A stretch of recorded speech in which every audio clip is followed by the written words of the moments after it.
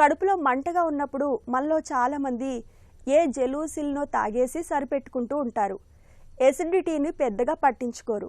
అదే తగ్గిపోతుందని అనుకుంటారు. నిజానికి ఎసిడిటీని ఏళ్ల కొద్దీ పట్టించుకోకుండా నిర్లక్ష్యం చేస్తే క్యాన్సర్ ముప్పు కూడా పొంచి ఉంటుందని హెచ్చరిస్తున్నారు డాక్టర్లు.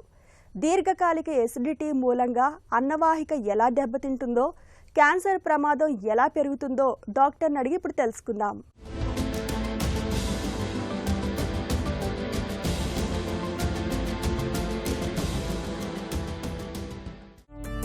Acidity, gastric reflex, heart burn వీటి మధ్య తేడా ఏంటి? అసిడిటీ అంటే ఏంటి? సో యాసిడ్ ఎక్కువ అవ్వడం లేదా యాసిడ్ని మన జీర్ణ వ్యవస్థ తట్టుకోలేకపోవడం, అంటే మన ప్రొటెక్షన్ తక్కువ అవ్వడం వల్ల మనకు వచ్చే సిమ్టమ్స్ని అసిడిటీ అంటాం. ఏముంటాయి సిమ్టమ్స్? యూజువల్గా మన పొత్తి కడుపులో పైన మంటగా ఉంటుంది, బ్లోటింగ్ ఉంటుంది, గ్యాస్ ఉంటుంది, ఎక్కువ బెల్చింగ్ లాగా ఉంటుంది, కొన్నిసార్లు అరుగుదల తక్కువ ఉన్నట్టు అనిపిస్తుంది. ఇది అసిడిటీ. రీఫ్లక్స్ అంటే స్టమక్లో ఉన్న, అంటే మన జీర్ణాశయంలో ఉన్న యాసిడ్ మన ఫుడ్ పైప్లోకి రావడాన్ని రీఫ్లక్స్ అంటాం. ఇది ఒక డిసీజ్ కండిషన్. దీనివల్ల మన ఛాతిలో మంట వస్తుంది. ఈ ఛాతి మంటని మనం హార్ట్ బర్న్ అంటాం. అయితే ముఖ్యంగా మనం ఒకటి వ్యత్యాసం తెలుసుకోవాల్సిన విషయం ఒకటి ఉంది. ఏంటంటే ఈ ఛాతి మంటని హార్ట్ పెయిన్ని డిఫరెన్షియేట్ చేయగలగాలి.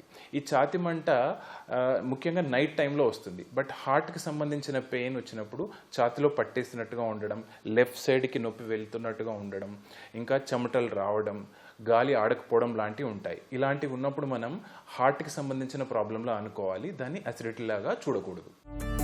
ఎసిడిటీ రావడానికి ప్రధాన కారణాలేంటి? ఆహారం, ఊబకాయం, ధూమపానం, మద్యం వంటి అలవాట్లు ఎంతవరకు ప్రభావం చూపుతాయి?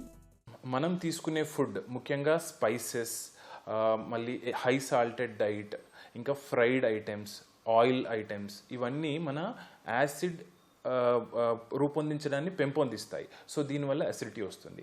ఇక ఊబకాయం అంటే ఒబేసిటీ వల్ల పొట్టలో ప్రెషర్ పెరుగుతుంది.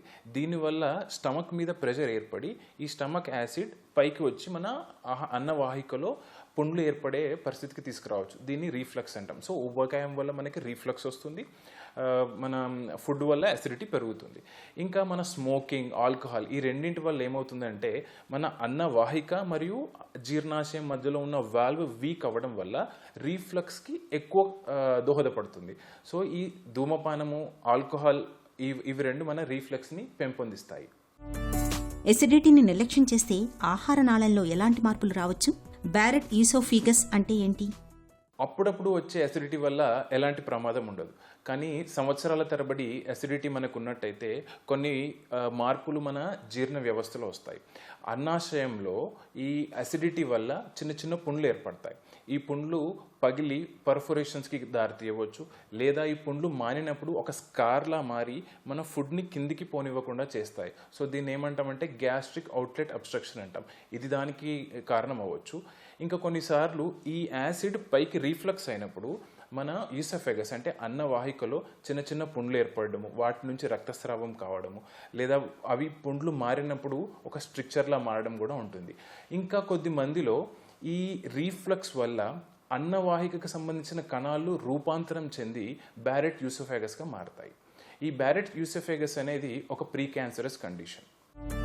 ఎసిడిటీ వల్ల నిజంగా క్యాన్సర్ వచ్చే అవకాశం ఉందా? ఎవరికి ఆ ప్రమాదం ఎక్కువగా ఉంటుంది? ఎసిడిటీ వల్ల క్యాన్సర్ వస్తుందా అంటే అది అందరికీ రాదు. ఎసిడిటీ వల్ల క్యాన్సర్ రావడానికి చాలా సంవత్సరాల టైం పడుతుంది. సో అప్పుడప్పుడు వచ్చే ఎసిడిటీ వల్ల మనం భయపడాల్సిన అవసరం లేదు. మరి ఎలాంటి టైంలో క్యాన్సర్ వస్తుంది అనేది మనకి ఇప్పుడు ముఖ్యమైన ప్రశ్న.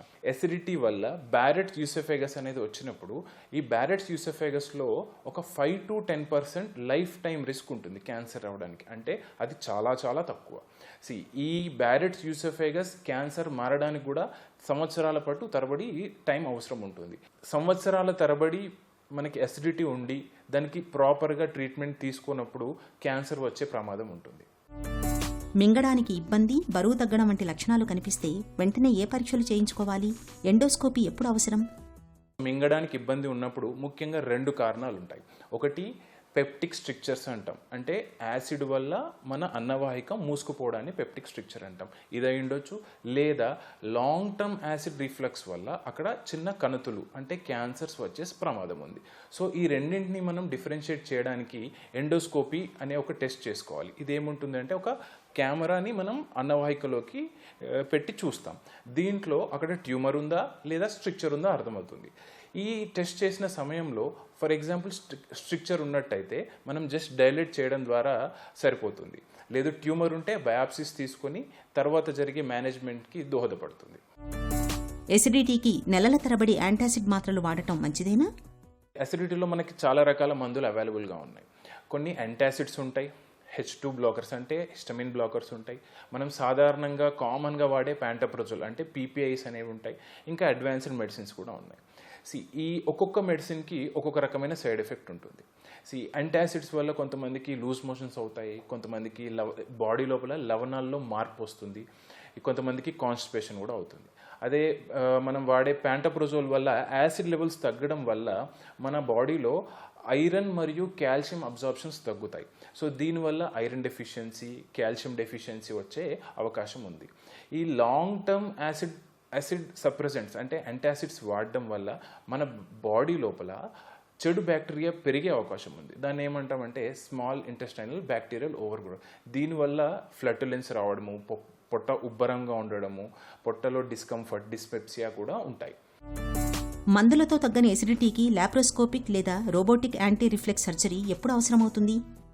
యూజువల్గా అసిడిటీ అనేది ఇప్పుడున్న అడ్వాన్స్డ్ మెడిసిన్స్ వల్ల తగ్గుతుంది. సో మందులతో అసిడిటీ తగ్గలేదంటే దాన్ని మనం ఎవాల్యుయేట్ చేయాలి. ఎందుకంటే మందులతో తగ్గలేదు అన్నప్పుడు అది ఇంకా వేరే కారణం అయి ఉండొచ్చు. ఇంకా ఈసోఫేగస్కి సంబంధించిన మొటిలిటీ డిజార్డర్స్ అని కొన్ని ఉంటాయి, అవి ఉండే ఛాన్స్ ఉంది. లేదంటే కొన్నిసార్లు చిన్న చిన్న ట్యూమర్స్ ఉండే ఛాన్స్ ఉంది. సర్జరీ ఎలాంటి వరకు అవసరం ఉంటుందంటే ఈ రీఫ్లక్స్ ప్రాబ్లం ఎక్కువగా ఉండి, రీఫ్లక్స్ ప్రాబ్లంతో పాటు హయటల్ హెర్నియా అంటాం. అంటే అన్నవాహిక జీర్ణాశయం మధ్యలో ఉన్న వాల్వ్ లూజ్ అయిపోయి జీర్ణాశయం పైకి రావడాన్ని హయటల్ హెర్నియా అంటాం. ఇలాంటి వారికి సర్జరీ అవసరం ఉంటుంది. ఇలాంటి వాళ్ళు మనం యాంటీ రీఫ్లక్స్ సర్జరీ చేస్తాం. దీనివల్ల ఏమవుతుంది అంటే ఆ అన్నవాహికకి జీర్ణాశయంకి మధ్యలో ఉన్న వాల్వ్ని మనం రీస్టోరేషన్ చేయడం జరుగుతుంది. దీనివల్ల రీఫ్లక్స్ ఎపిసోడ్స్ తగ్గడం, ఈసోఫేగస్ లోపల పుండ్లు మారడం లాంటి జరుగుతుంది. అండ్ ఇది చేయడం ద్వారా కూడా బ్యారెట్స్ ఈసోఫేగస్ కూడా తగ్గుతుంది. క్యాన్సర్ ఇన్సిడెన్స్ బ్యారెట్స్ ఈసోఫేగస్ ఉంటే కొంచెం తగ్గే అవకాశం ఉంది. ఎసిడిటీతో బాధపడుతున్నప్పుడు ఏళ్ల కొద్దీ యాంటాసిడ్ మాత్రల్ని వాడడం సరికాదు. ఎసిడిటీ ఎంతకీ తగ్గకుండా మొండిగా మారినప్పుడు ఆలస్యం చేయకుండా వెంటనే డాక్టర్ని సంప్రదించి తగిన వైద్య సాయం పొందాలి. ఎసిడిటీ సమస్యగా మారకుండా ఉండేందుకు జీవనశైలి, ఆహారపు అలవాట్లలో తగిన జాగ్రత్తలు తీసుకోవాలి.